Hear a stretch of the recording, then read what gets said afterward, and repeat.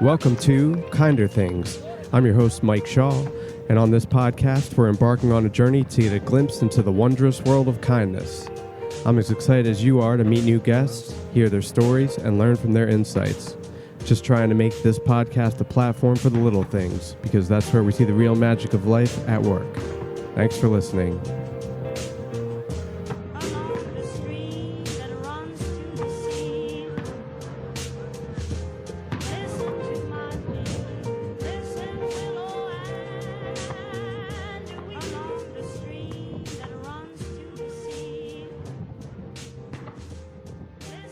Hey, Norman, welcome to the show. Thanks so much for being here today.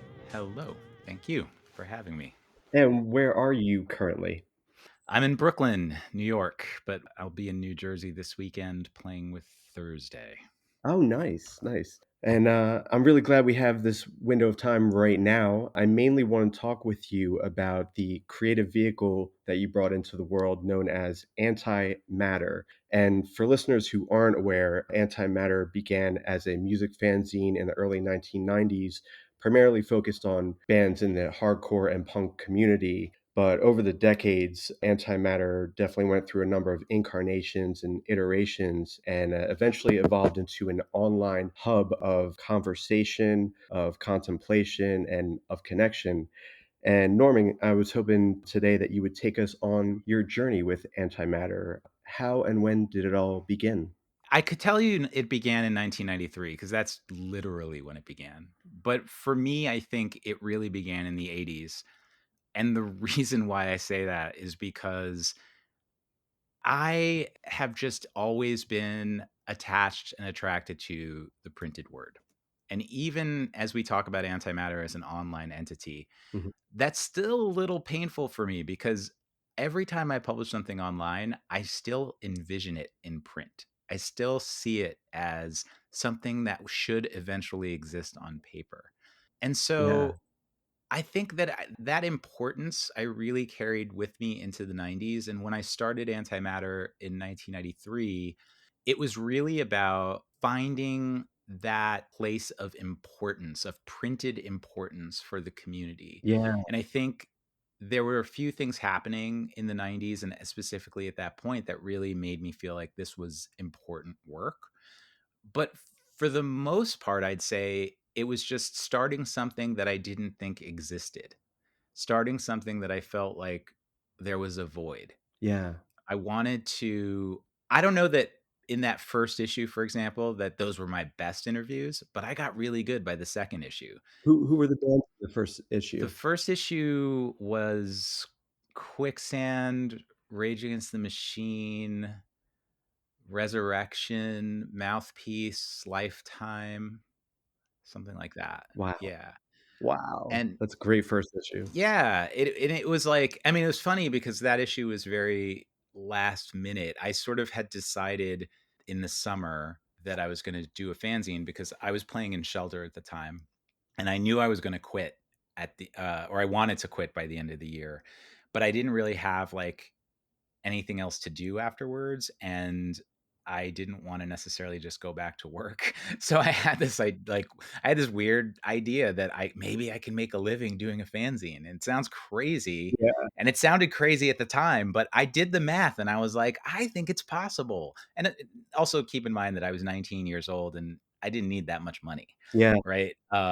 Even in New York, I think my rent at the time was $300 a month. So I think by the end of Antimatter, my rent had gone up to like 550. So I think I didn't need that much money. And I did, in fact, survive by doing Antimatter for a couple of years, which was kind of a trip. Oh, that's amazing. Yeah. I've always been a little bit of a scrappy, ingenuitive kid. And I still sort of consider myself to be that kid. But, at the end of the day, that was sort of the side effect. I still wanted to create something important, and I didn't know that there was necessarily a market for it.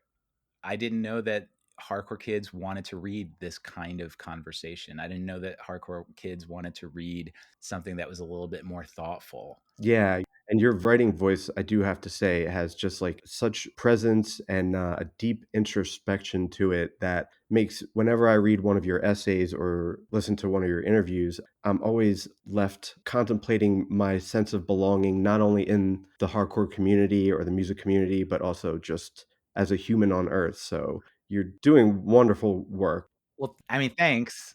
You remind me of, like, my favorite philosophy professor in college. I mean, here's the thing, like, now you're getting, the 50-year-old version of me. Mhm. So I've done a lot of living and I've done a lot of thinking, and so this is a really interesting time to be writing about hardcore.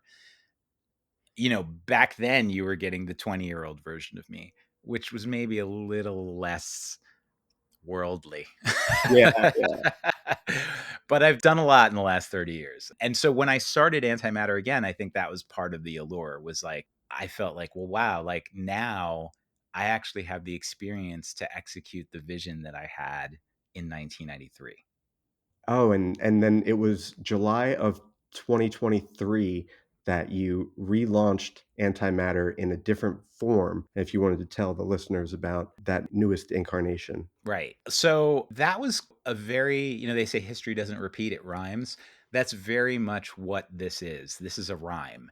I was playing in Thursday and we didn't have any shows for the first half of 2023. It was like we were on tour relentlessly for at least 2 years before that. And then all of a sudden we weren't. And one, I didn't want to just sit around and do nothing Mhm. you know that seemed like a bad idea, just wasting my money and like whatever.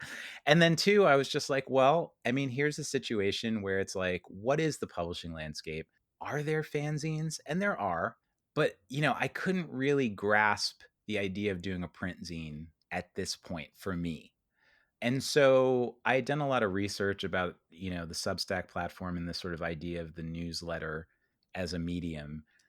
There was something about it that just sort of interested me because it felt very personal, Mhm. right? Like it felt like you were inviting me into your inbox, which is a very intimate invitation. Like For sure. how many times are you like, I'm not giving you my email address Yeah, to yeah. somebody? I don't want that junk mail. So this is like literally saying, no, no, no, I want you to email me twice a week. That's a really profound request.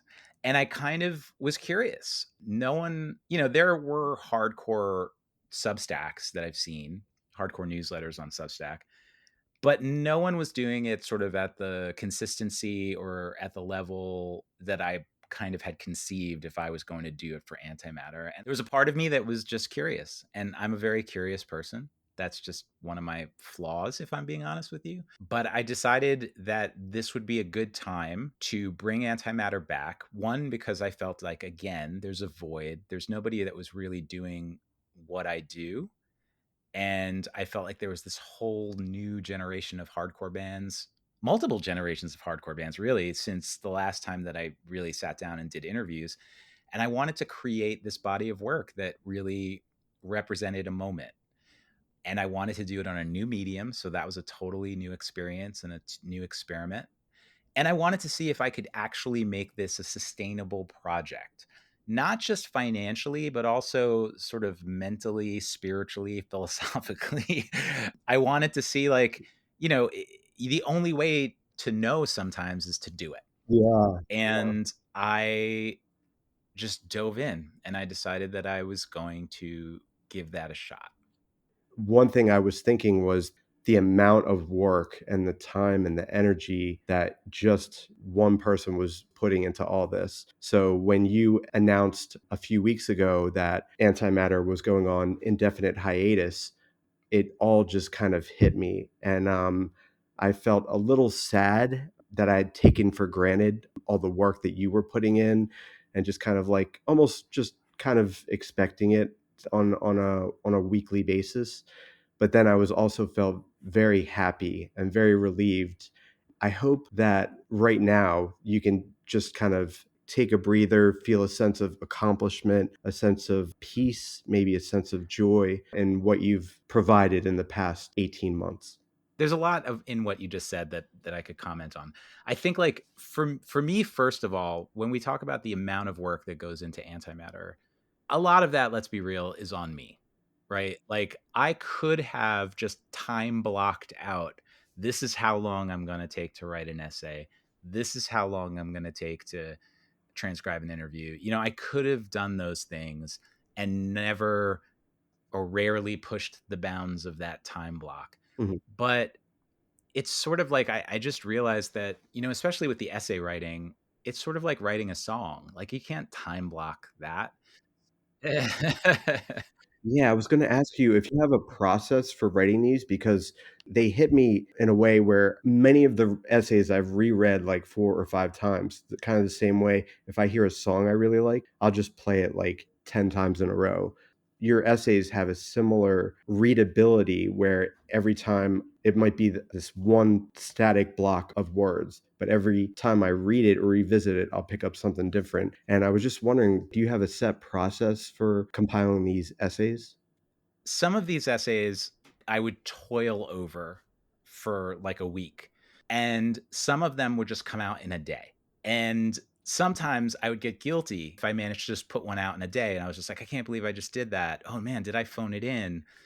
But then, like, I'd put it out into the world and it would be one of the best received ones. And so then you're just like, "Oh, why am I judging this based on some weird meritocracy version of art? Mhm, Is a song better if I spend a month on it than a song that I maybe wrote in 10 minutes?" I started to think about all of this. I started to think about this whole thing the way I think about all of my creative projects. When people talk about it as journalism, I don't see antimatter as journalism. I see it as expression. I see it as absolutely, creative expression. I absolutely. see conversations in the same way. Like, it's one of the reasons why I use the word interview, but I steer towards the word conversation. Mhm, Like, I'm there to connect with a human being and to share our stories, not just extract, information or try to get this person to be vulnerable with me without giving them anything back.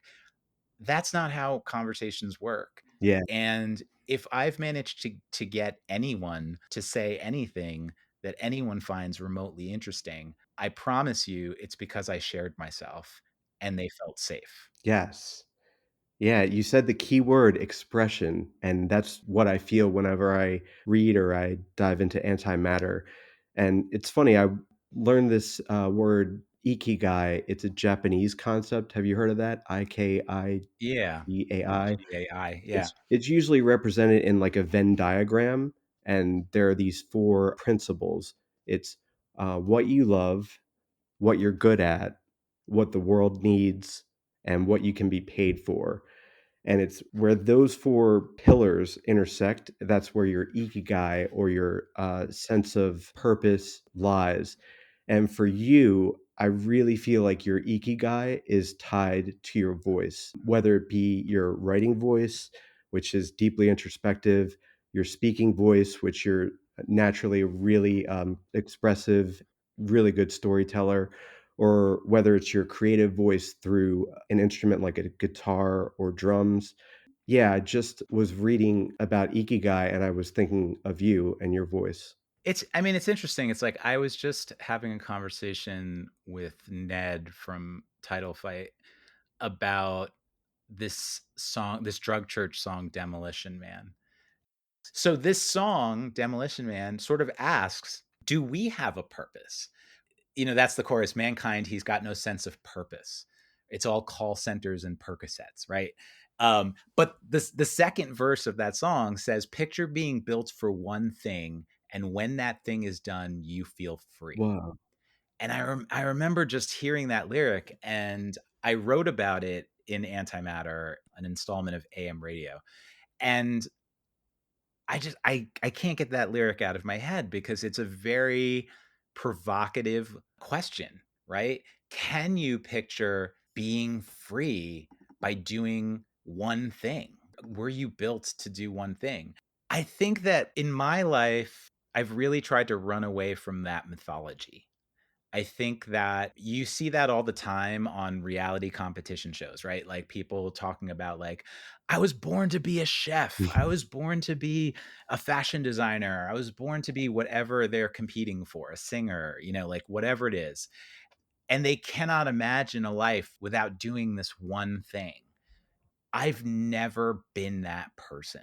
And maybe that comes from just being a poor kid and just feeling like I'm going to do whatever I have to do to survive. Huh. That's my one thing. Wow. And I've been very lucky in my life that I've been able to survive through creation and through creativity.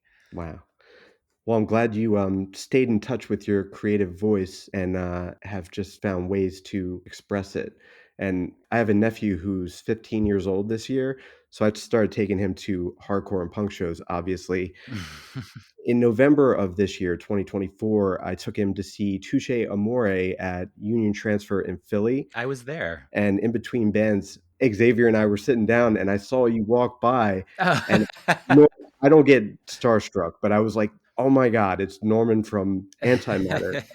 And I explained to Xavier, I was like, "He plays guitar in a lot of my favorite bands over the years, but he runs the zine," and I pulled up the Substack, and I just started showing him some of the articles.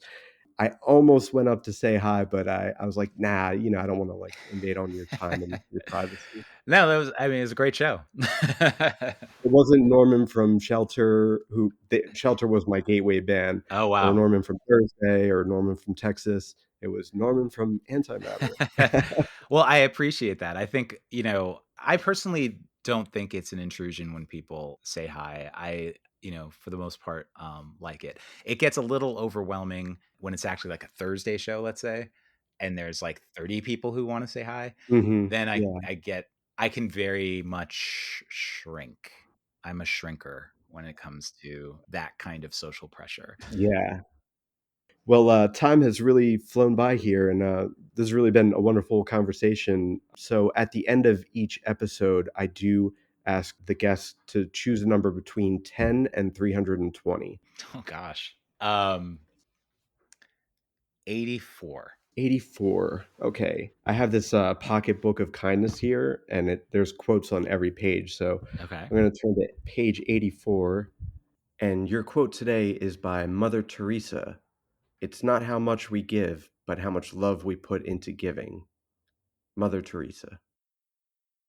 I always choose an extra quote, and this is one that I wanted to send back to you that really moved me. It's the last line of your essay where you announced the indefinite hiatus of antimatter. And the quote is, "Drink deep, it's just a taste, and it might not come this way again." That's Rites of Spring. I think, yeah, I'll just say that, I'm calling it a hiatus for a reason. I think this is a project that now has sort of become a life's project in a lot of ways. And it shows up in a variety of different ways, and it has shown up in a variety of different ways over the last 30 years. I suspect that will continue. Cool. Well, Norman, thank you so much for taking the time. I can't thank you enough for all the time, energy, resources, and bandwidth that you've put into antimatter. I really hope you stay in touch with your creative voice and continue to find ways to express it. Thank you.